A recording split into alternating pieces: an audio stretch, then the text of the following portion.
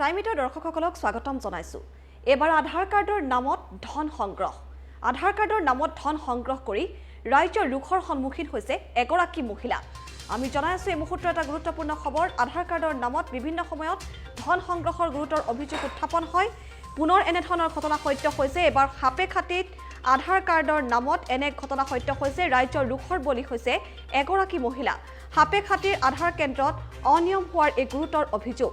যাৱতীয় কাম কৰাৰ বাবে সকলোৰে পৰা ধন সংগ্ৰহ কৰিছিল মহিলাগৰাকীয়ে। মহিলাগৰাকীৰ প্ৰতিজনৰ পৰা ধন সংগ্ৰহ কৰিছিল। এনে ধৰণৰ গুৰুতৰ অভিযোগ উত্থাপন হৈছে।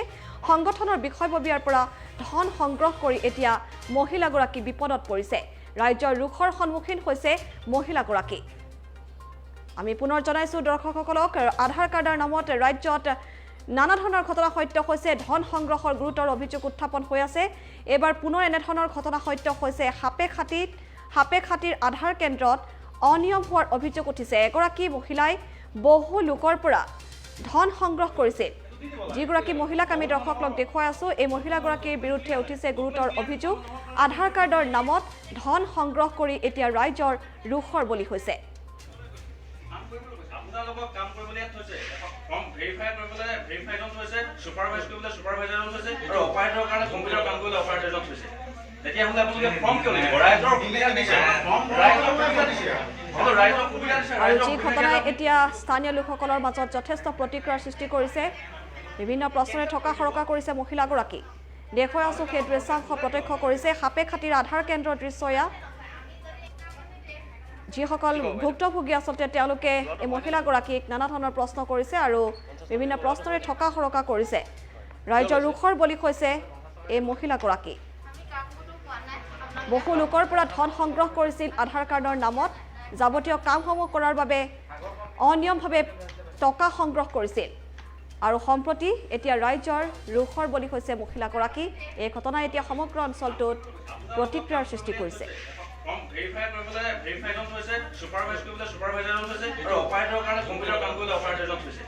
তেতিয়াহ'লে আপোনালোকে ফৰ্ম কিয় লিখিব? ৰাইজৰ আমাৰ এই হাপেখাটি যিটো আধাৰ চেণ্টাৰ আছে, সেই চেণ্টাৰটোলৈ মই আজি আহিছিলোঁ। আগতো মই আহিছোঁ, কাৰণ তেওঁলোকে এখন ফৰ্ম দিয়ে কাৰেকশ্যন কৰিবৰ কাৰণে। সেই ফৰ্মখনত তেওঁলোকে প্ৰতিখন ফৰ্মত 50 টকাকৈ লয়। আৰু সেই 50 টকাটো কি কাৰণে লয় বুলি আজি সুধিবলৈ গ'লোঁ আমাৰ চাৰ্কুল অফিচাৰ বাইদেউক ক'লে যে এই ফৰ্মখন সম্পূৰ্ণ ফ্ৰী হয়, ইয়াত কোনো ধৰণৰ পইচা পাতি তেওঁলোকে ল'ব নোৱাৰে।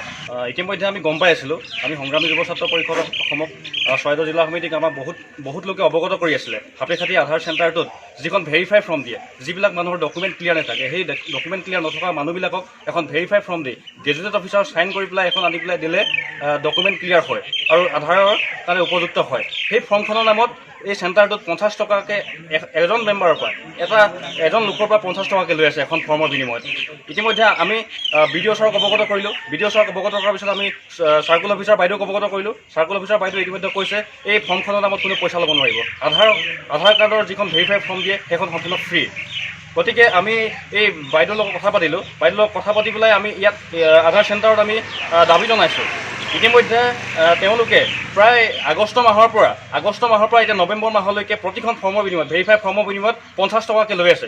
এজন মানুহৰ বিনিময়ত 50 টকা। ধৰক আপুনি এদিনত যদি 10খন ফৰ্ম দিয়ে 500 টকাকৈ, 30 দিনত 15,000 টকা। গতিকে ইয়াত এটা বিজনেছ চলি আছে। গতিকে আধাৰ চেণ্টাৰৰ নামত আমি বিজনেছ কোনোপধ্যে মানি ল'ব নোৱাৰোঁ। যদি তেওঁলোকে আধাৰ চেণ্টাৰৰ নামত বিজনেছ কৰিব বিচাৰিছে তেতিয়াহ'লে আধাৰ চেণ্টাৰ বন্ধ কৰক। আমি এইটোৱে দাবী জনাইছোঁ। আপোনালোকক কাম কৰিবলৈ থৈছে, ফৰ্ম ভেৰিফাই কৰিবলৈ ভেৰিফাইজন থৈছে, সুপাৰভাইজ কৰিবলৈ সুপাৰভাইজাৰজন থৈছে আৰু অপাৰেটৰৰ কাৰণে কম্পিউটাৰ কাম কৰিবলৈ অপাৰেটৰজন থৈছে। তেতিয়াহ'লে আপোনালোকে ফৰ্ম কিয় লিখিব? ৰাইজৰ সুবিধা দিছে, ৰাইজৰ সুবিধা দিছে, ৰাইজৰ সুবিধা দিয়াটো আপুনি নিদিব কিয়?